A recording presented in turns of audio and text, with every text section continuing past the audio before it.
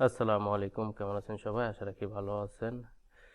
আমি আজকে কথা বলবো ফেসবুক পেজ নিয়ে। যারা ভিডিও এডিটিং করতেছেন, ফেসবুকের উপরে ভিডিও দিতেছেন, তারপর আপনাদের কপিরাইট আসতেছে, তো তাদেরকে নিয়ে আমি একটা ভিডিও করলাম আজকে।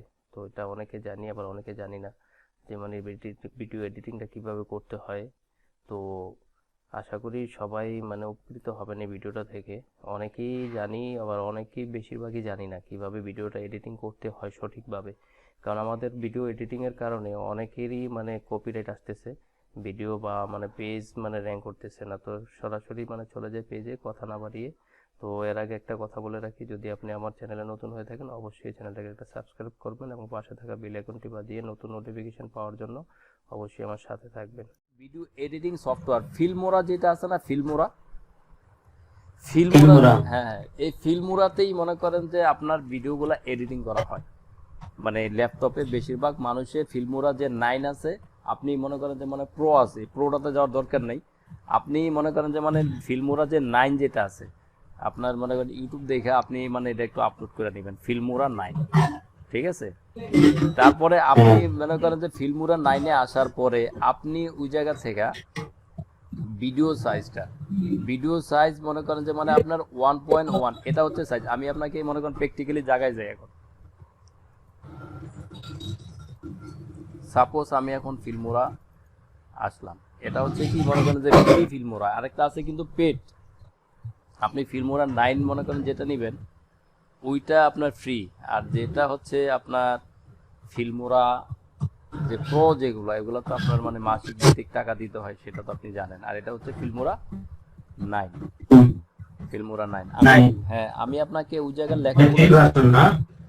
লেখাগুলোর সাথে আমি আপনাকে দেখাইতেছি। আর বাকি কাজগুলা আমি আপনাকে মনে করেন যে যখন আপনি ল্যাপটপে আসবেন, ল্যাপটপে আসলে বাকি কাজগুলো আপনি ইজিতে শিখতে পারবেন। সাপোজ আমি এখন যে কোনো একটা ভিডিও উঠাই, ঠিক আছে, আমি যে কোনো একটা ভিডিও এখান থেকে আমি উঠাইতেছি। দাঁড়ান, ফিল্মোরা 9-এ আমি ফিল্মরা 9 এর কাজ করছিলাম, আর আগে এডিটিং করছিলাম, কিন্তু ওর ভেতরে তো যে কোম্পানির নাম ওঠে, যে ফিল্মরা, এটা এদের নামটা ওঠে, আচ্ছা যাই হোক, লোগোটা।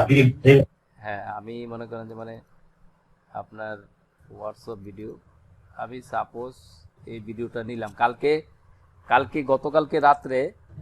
আপনার এই ভিডিওটা আমি এক বিয়ের দাওয়াত ছিল, তো ওই জায়গায় ছিলাম আমি গতকালকে, বুঝতে পারছেন? এখান থেকে নিলাম এটা, সাপোজ এক্সাম্পল,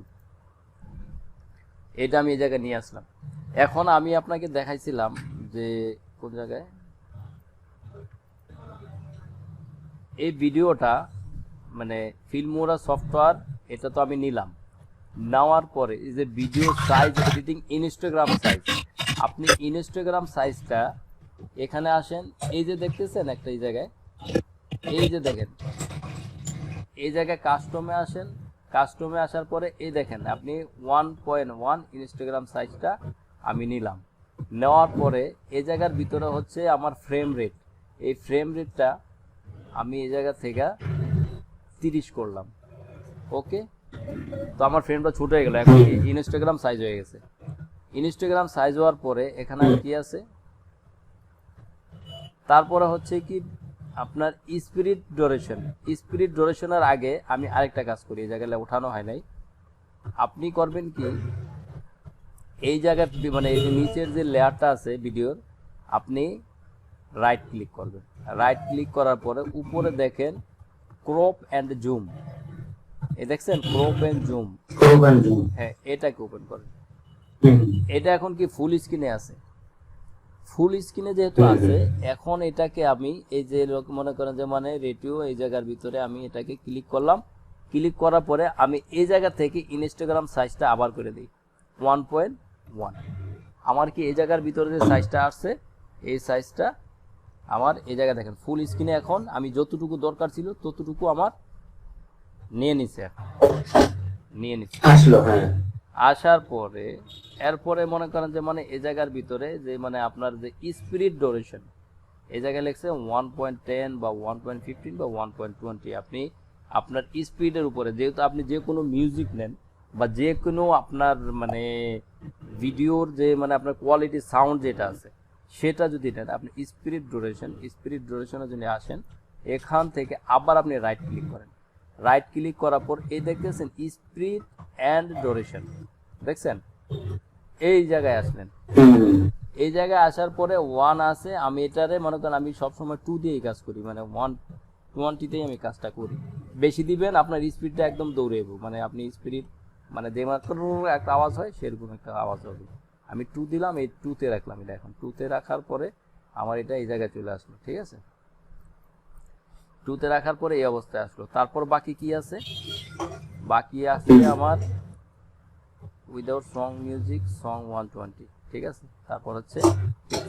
তো এখন আমি আসবো কোথায়? উইদাউট সং মিউজিক পিচ, এই জায়গায়। তো এই জায়গায় আসার পরে আমি আবার রাইট ক্লিক করলাম, রাইট ক্লিক করার পরে দেখেন audio adjust audio, adjust audio, হ্যাঁ অ্যাডজাস্ট অডিওটা ক্লিক করার পরে আমি এখানে আসলাম। এখানে আসার পরে এই জায়গায় দেখতেছেন ইকুয়ালাইজার, ইকুয়ালাইজারে মনে করেন যে ডিফল্টে আছে, আপনি এটাকে কাস্টম করেন। এই ক্লাসিক করলাম, এই জায়গায় আমার পয়েন্টটাকে আমি 1 করে দিই। এই জায়গায় আমার যে পিচটা আছে এই পিচটা আমি 1 করলাম। 1 করার পরে তারপরে হচ্ছে এই জায়গায় রিমুভ ব্যাকগ্রাউন্ড নয়েজ, আমি এটাকে টিক চিহ্ন দিয়া যাতে পিছনে মানে এটা না আসে, ওকে? এই পর্যন্ত আমি দিলাম। এরপরে আছে কি মানে এটা ওইখানে নাই, আমি আমার মানে এই জায়গায় এই পর্যন্ত আমি পিচ পর্যন্ত করলাম, এই যে সং 120 বা 110 এটা করলাম, ঠিক আছে? ইকুয়ালাইজার ক্লাসিক দিলাম, দেওয়ার পরে মানে 4 MP3 24, আচ্ছা যাই হোক। এখন এই জায়গার ভিতরে ওইটা নাই, আমি এটা আবার এক্সট্রা আমি রাখছি। যখন মনে করেন যেমন আমার এটার কালারটা আমি চেঞ্জ করে দিই, কালার কারেকশন, কালার কারেকশনে আসার পরে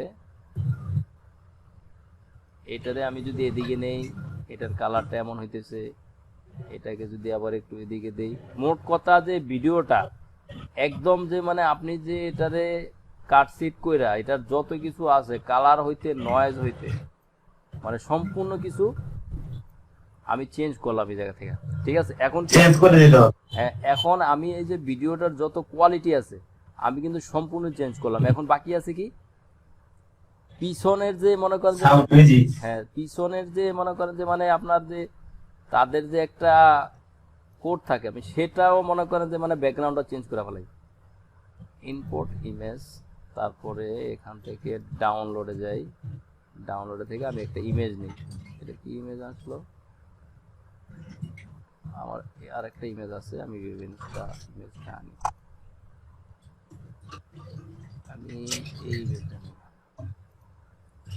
আমি এই ইমেজটা নিলাম, ঠিক আছে? তারপরে আমি করব কি এখন এইটারে মাঝখানে বসাই দেব।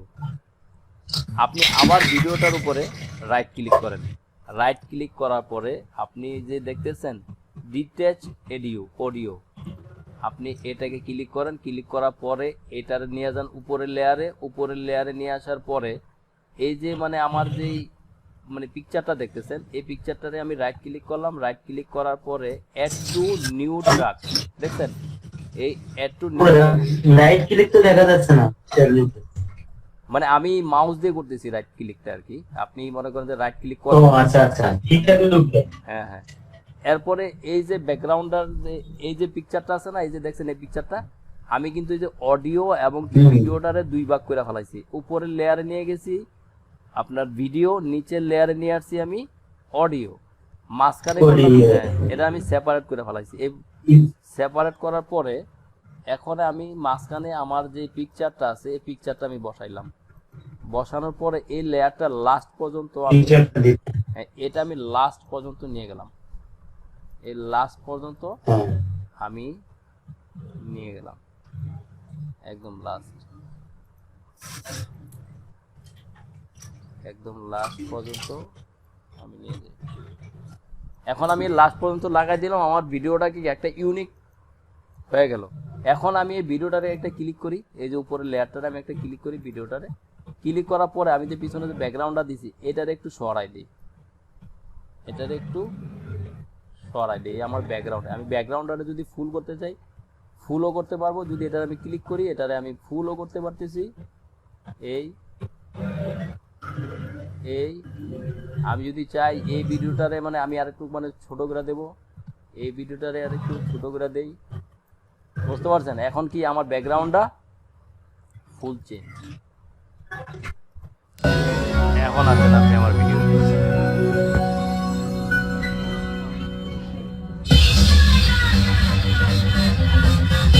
Full change. এরপরে আমি মনে করেন এটা আমার 30 মনে করেন ফ্রেম রেট 30, তারপরে রেজুলেশন সব কিছু ঠিক আছে, সাইজ আছে, তো আমি এটা এক্সপোর্ট করে দিলাম। আমার কাজ এই জায়গায় শেষ। মানে এটা ছিল আপনার ফিল্মোরার মনে করেন যে মানে আপনি যে কোনো একটা ভিডিও মনে করেন যে মানে নিলেন, এটা ফুল এডিটিংটা মানে এই জায়গায়